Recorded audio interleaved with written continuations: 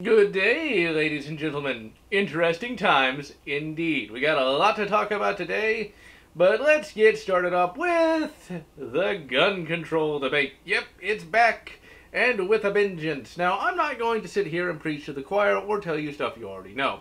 There's already been many videos on this particular subject, but I want to cover something that might not necessarily have been discussed before. Now, you'll hear all the time, like, do you need an AR-15 or do you need a bumpfire stock or anything like that? Well, in all reality, you don't need anything except for food, shelter, and maybe a few other things. You don't need any of these products to survive. But what's really being said is, can we trust you with an AR-15? Can we trust you with a bumpfire stock? And for many, they see that the average civilian can't be trusted with an AR-15 or a bumpfire stock. And that is an important thing to think about here, ladies and gentlemen. This ties into the concept of the trust-based society versus the non-trust-based society. In the U.S., at the very least, we have what is called a trust-based society. I trust you not to shoot me. You trust me not to do the same. And we all trust each other to more or less police ourselves. We don't look to the state to direct our actions. In a non-trust-based society, we look to the state to direct everything we do, to control every way we live. We can, of course, see this in North Korea, where the individual citizen has no freedom to do whatever they want. We can also see this to a lesser extent in China. In 2020, they're going to have virtually no freedom whatsoever with that new social media ranking system where you can lose social media points if you interact with the wrong people or buy the wrong products. That basically is the Chinese government saying, we can't trust you, the citizen, to buy your own products or to interact with the right people. So we're going to tell you who you can and can't interact with and what you can and can't buy. In the U.S., it's not like that. We trust you to more or less live as you would. And that's why when you hear the statements of, you don't need an AR-15, you don't need a bumpfire stock, ban it all, ban it all, ban it all, that's showing that we're turning less from a trust-based society into a non-trust-based society. We can't trust you to own these products, therefore we're going to bar you from owning them so that you don't hurt yourself and others. Which is actually pretty insulting if you ask me. Not even getting into the concept of the separation between state power and individual power, just the very idea that so many think that the average American is just so psychotic, so irresponsible that they have to be barred from owning certain products so that they don't inadvertently hurt themselves. That really, people should definitely get far more angered at that than anything else, because that really is selling the American people quite short, I should say. Ultimately, why would the individual ownership of an AR-15 or a bumpfire stock cause society to be more dangerous? If you're a law-abiding citizen using a bumpfire stock for law-abiding purposes, meaning you shoot at some paper or some steel, why is this causing society to be any less safe than it already is? It really is just a fallacy, and it also is more of the concept of cover your own ass. We saw with the last reshooting that the FBI was unable to do their job effectively. Now, the FBI does have a great deal of things they have to be worried about. They have to worry about all sorts of things, so of course something's going to slip through the cracks now and again. But the important thing is, why is taking away my rights going to somehow help the federal government do its job? You got to cover your ass. It's like, well, you know, if we pass this law, everything will be great because, you know, at least I look like I'm doing something, you know. The whole recent gun control blow-up really does go to show you that no one really knows what they're talking about. On the one hand, you're saying people should own this because they can't be trusted with it. On the other hand, we're saying that law-abiding citizens owning it somehow makes things less safe. It doesn't make a lot of sense when you actually look at it. It's really banking on the concept of emotion. You feel that, well, all these people having ARs, they could potentially be used in a non-law-abiding way, but the thing is, that's really not true. When you look at the sheer numbers, the sheer statistics of it, you know, there are millions upon millions of ARs out there, and it's not as though there's constant massacres every hour or every day. these are actually rather isolated, especially considering the numbers. When you look at it, when you look at these spree shootings, we live in a, well, I say we. I live in a country of 300 million people. There's over 100 million guns. You'll notice something. It's not a bloodbath. There's not blood running in the streets. I remember a number of years ago they were talking about having campus carry in Texas colleges. It passed. By their logic, there should be a spree shooting every day, every hour, and that's not happening. The thing is, you know, it's very easy to say that, oh, all these people are crazy, and if they have guns, they'll hurt people, but in all reality, there's only a small fraction of the population that even considers harming other people. Of course, there are criminals, but your spree shooters and things of that nature are very, very rare. And once again, you can see that with the statistics. And also, you got the assault weapons ban that I believe lasted from 94 to 2004. It did not impact crime in any way. Removing guns doesn't change anything. It looks good. It covers your ass because it's like, well, you know, somebody used a gun in the commission of a crime. Okay, we banned it. And as you can see, I did something, but you didn't actually do anything but just look like you did something. And that's the thing, ladies and gentlemen. We focus on the guns and not on the failures of the federal government to do its job. And the thing is, these federal employees are overworked, they're underpaid, and they can only do so much. We need to focus on that and not guns. We need to focus on the various mental health issues that are taking place, not guns. The guns really have little to do with anything. We need to focus on what's causing it, not simply a tool that is used in the commission of it. Because if it wasn't a gun, it would be a knife or a car. There was actually a potential spree killer at a college who attempted to use his car to run down a bunch of innocent college students. And he was stopped by a police officer. So it's not just guns that are used in the commission of these heinous crimes. And I think we need to focus on that. It could be a gun, could be a knife, could be a bomb, could be a car. Doesn't really matter. We need to stop these things from happening by understanding why they happen. There's some other things going on that are also pretty scary as well. There's been calls for potentially you can have your neighbor call the cops and they'll come and arrest you just on suspicion of potentially being crazy. That's not going to fly in any court in the country and will die on the floor of the Senate. Because that's so unconstitutional, it's not even funny. One of the things I have noticed, and I think this is an important thing to point out, right now after that particular spree shooting, you know, these kids posting on social media, you know, they'll post themselves with guns and, yeah, I'm going to do another one, and they're being arrested en masse. That sounds great and all. However, that definitely allows you to throw up a particularly big smoke screen. This is something that really needs to also be understood. Whenever one of these things happen, everyone becomes very hyper vigilant. They lose their minds because they're like, well, something's got to be done. Something's got to be done. We got to do it. We got to do it. And that's not a good way to do it. You've got to calm down, take a deep breath, step back a moment, and really focus on thinking about what you're doing instead of just reacting. Because, yeah, you want to arrest these people for posting on social media, but if they weren't actually going to do anything to begin with, you know, then you're basically having some false positives, which means someone who doesn't post on social media can come in through the back door, so to speak. One thing I also want to point out, the whole concept of panic legislation. This has led to a wide variety of negative laws being passed. And my tablet's going crazy for whatever reason over there. Some panic laws being passed. I think most notably is the Patriot Act. And that is something that is almost universally reviled by both the left and the right. And that was passed completely in a panic. We need to stop panicking and trying to legislate after something bad happens and actually think things through before we make things worse by passing some kind of legislation that doesn't help anyone and actually causes more problems in the long run. So, that's all I have to say about that particular subject. And I don't think it's some sort of partisan subject either. Really, this affects everyone both on the left and the right. Guns should never have become partisan to begin with. They're just tools. That's all. They're non-sapient. It's just a piece of metal. That's all they've ever been, and that's all they ever will be.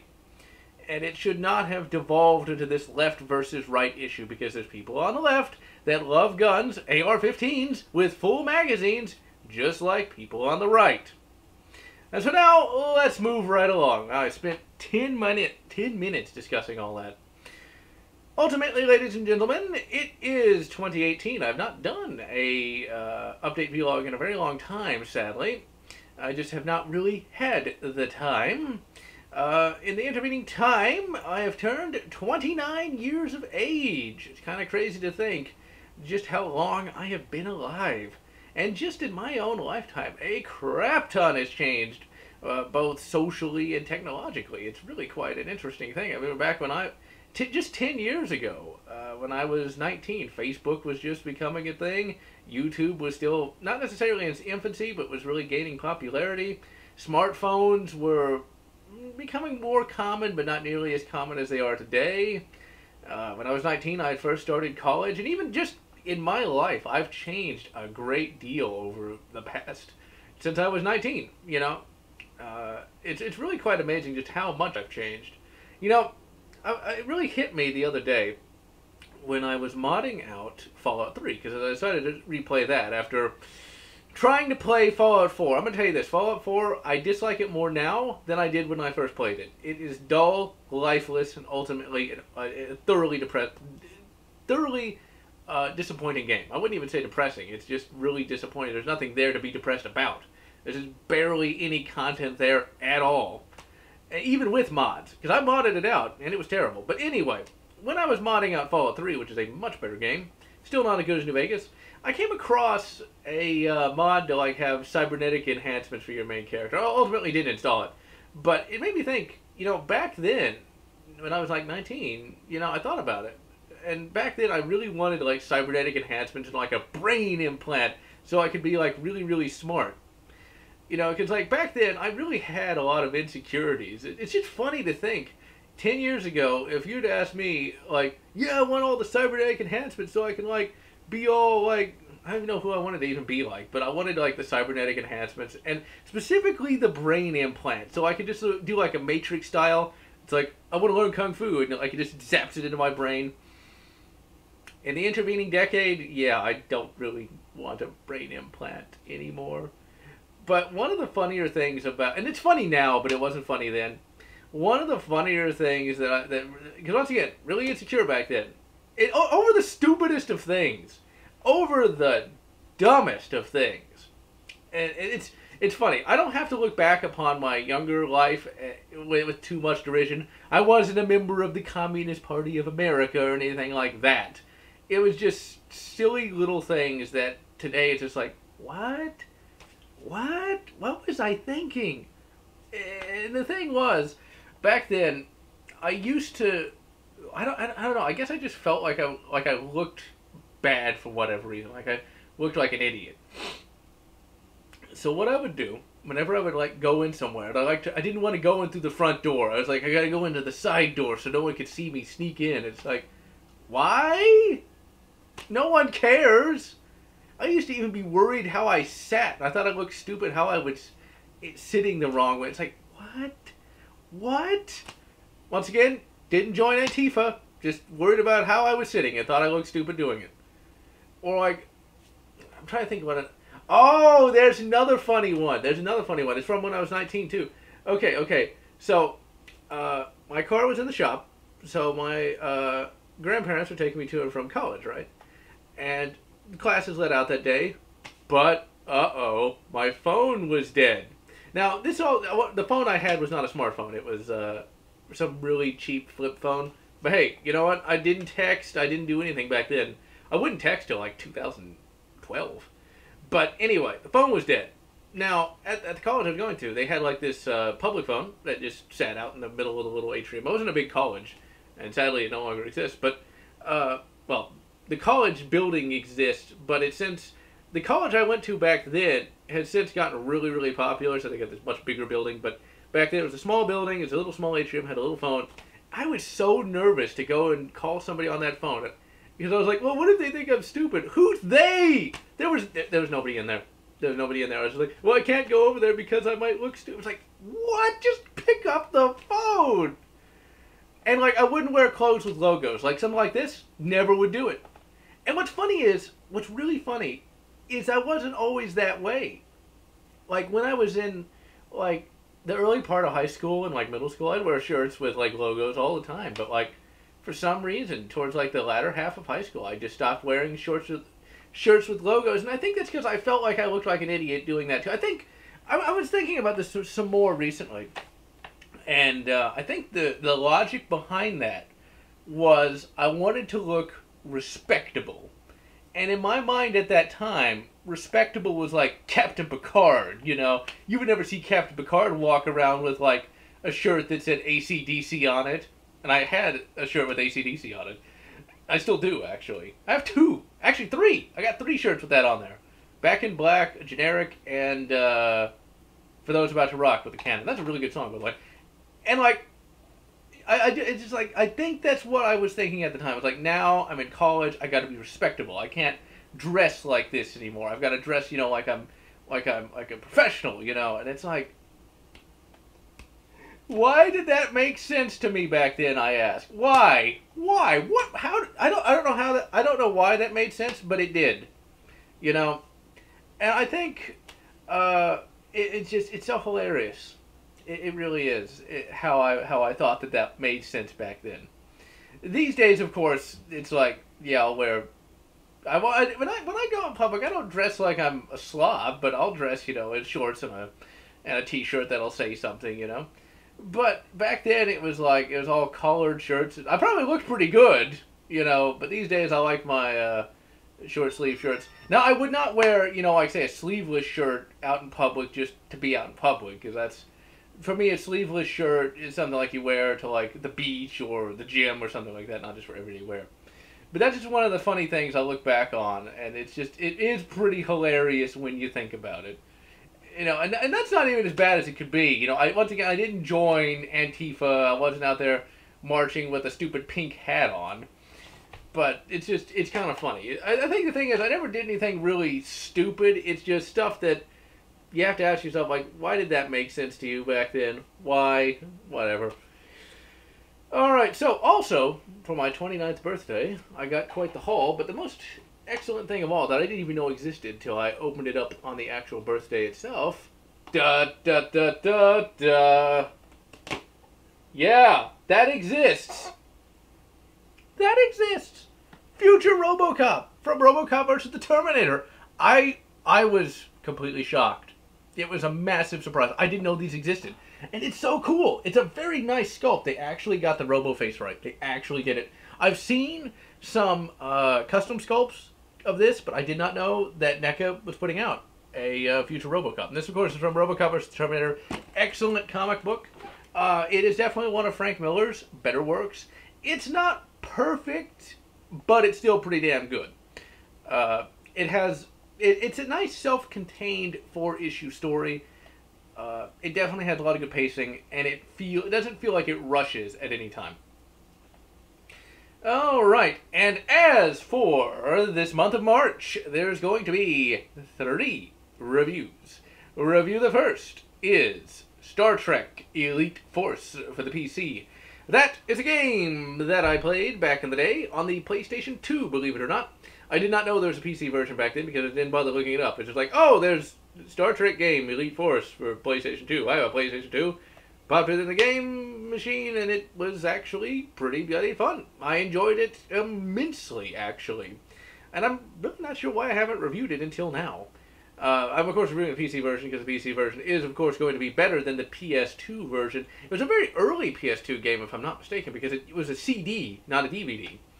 But it was a fun enough game. I enjoyed it a lot. I'm going to be definitely praising it a great deal.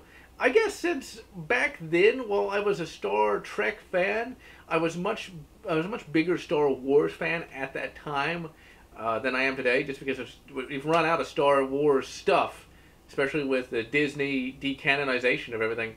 And back then, you got to admit, Star Wars has much better games. You know, KOTOR, KOTOR 2, Republic Commando, Battlefront 1 and 2, Jedi Knight, Jedi Academy. Jedi Outcast, Dark Forces. Like the numbers go on and on. Whereas with Star Trek is a much harder game series to make a game, or a much harder series to make a game about. So it's easy to see why there's not that many good Star Trek. Well, it's easy to see why there's not that many games that you can really get into, because most of your Star Trek games are going to be point and clicks or simulation style games. You know, like the Starfleet Command series is great, but this is a big one. You're gonna have a problem really getting into the Starfleet Command series unless you just barely get into it, kind of like I did. But which I mean, I primarily just play the skirmish missions because they'll come with manuals that thick. I'm not even joking. I still have my Starfleet Command 2 manual, and I never really understood it as much as I could. And really, it is just a computerized version of the Starfleet Command arcade, not arcade game, tabletop game. So, like, you turn down the phaser capacitor, because I remember this, because I had to read it in the manual, because I looked that up. If you turn down, like, the phaser capacitor, the phaser shoots slower. I was like, well, maybe if I turn it down, it'll shoot faster, because it'll be less powered shots, right? No, that's not how that works, which was really annoying. But Star Trek Elite Force is a much easier game to get into. This is a first-person shooter. It's a Raven Software first-person shooter, so it's absolutely excellently made. And it's a game I highly recommend. I'm going to be reviewing it. It's going to be a lot of fun to review, actually. Next, I'm going to review Batman vs. the Predator. That is an absolutely classic comic. I mean, Batman and the Predator go very well together. All the other Predator versus a lot of other stuff doesn't really work, but Batman versus the Predator, absolutely excellent. I can call it a graphic novel, but I didn't read it in graphic novel form until years later. I read the original issues, not when they came out because I wasn't born yet, but I got the. I'm going to mention this in the review, but I'll mention it here too. I got the individual issues at a flea market, and I enjoyed them immensely. And the last review is a P64 re-review. Yeah, I know, big gun control problems, blah, blah, blah, blah, blah, but I'm still going to re-review the P64 pistol. Very good concealed carry pistol. I did some more shooting with it recently. Well, I say recently. I did some more shooting with it a couple months ago, and I can still shoot really well. Fixed the problem with it jamming. It wasn't jamming. It was the magazine falling out. Well, what will happen is over time the catch on the magazine will widen. And actually, no, it won't widen. It'll actually kind of shrink in, and then you kind of got to widen it out with like a punch. I'll mention that in the review. It's an easy, it's an easy, like literally 5-minute fix. But that's the thing. Stuff like that will happen now and again. These pistols are from the 70s, so there'll be minor problems like that. But honestly, it's not as big a problem as you would think, because like the magazine will stay in for like the first 2 mags, and then it'll start dropping out, which is a problem. But if you're going to use it in a concealed carry form, really you're probably just going to need the 1 mag anyway, so it's not really that bad of an issue. But I'll tell you how to fix it, and it's a very easy fix. Alright, ladies and gentlemen, we have been going for 23 minutes, ladies and gentlemen. I said ladies and gentlemen a lot. I'm going to continue making my reviews. I am planning on doing some live streams as well. Actually, before I forget, as of tomorrow, Saturday, at 8 p.m., there's going to be a live stream of Alien Swarm. So if you guys want to join in, you can play along with me. Also, later in the month, there is going to be a live stream, potentially, if I can get it to work, of Fallout Brotherhood of Steel. That's supposed to be the absolute worst Fallout game ever made. I'm not so sure compared to Fallout 4. Realistically, Fallout 4, it's technically not bad. It functions, but I don't know. We'll have to see.